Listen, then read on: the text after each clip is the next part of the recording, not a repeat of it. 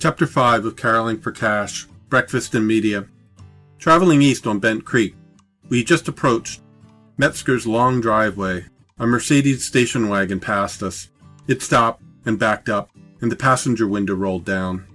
And I saw Mrs. Metzger lean out. "Are you boys caroling?" she asked. "Yes, ma'am," answered Hershey, "although it's getting late, and we were about to head home."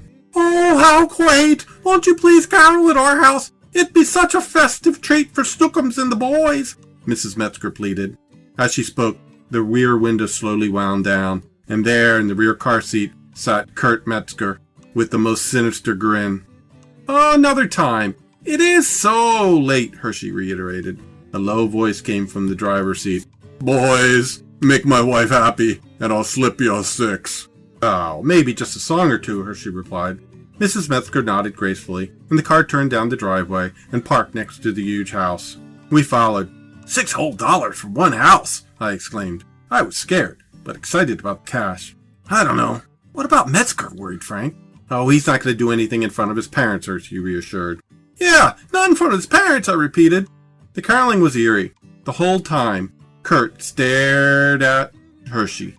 This would have scared the beeswax out of me, but Hershey calmly smiled back, looking at each of the Metzgers warmly. We sang 2 songs. We were singing. I saw Mr. Metzger slip inside and return holding a package. We had just finished Sleep in Heavenly Peace, and he leaned over and handed Hershey the package. "Thanks a lot, Mr. Metzger. This is very generous," said Hershey. And with that, we all slipped off the front stoop and down the driveway. I wanted to wait to ask Hershey about the bag till we got to Bent Creek, but my excitement was too much to hold. "Is the money in the paper bag?" I asked. "I don't want to know," Hershey moaned back. I felt a little deflated. "What then?" I asked again. "A half a dozen of Metzger scrapple patties." "I wouldn't even feed those to my dog," I grunted. Made everyone chuckle. "We can't end on a dud like that," I said. "I wasn't kidding about the lateness of the evening," Hershey said. "One more. The Andersons. They're nice," I pleaded. "Majority rules," said Steve. "Maybe we should take a vote. Raise your hand if you want to keep caroling." And quickly, Russ, Steve, Hershey, and I raised our hands for all in, everyone except Frank. "No," said Frank. "I'll take my cut and head back. I want to call a friend." "A girlfriend?" chided Russ. Frank gave an annoyed look.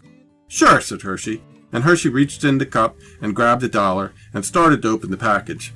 "You guys can keep my patty," Frank grimaced laughingly. And with that, he headed off to the wire bridge and back to Media Heights. This is the end of Chapter 5, Breakfast in Media.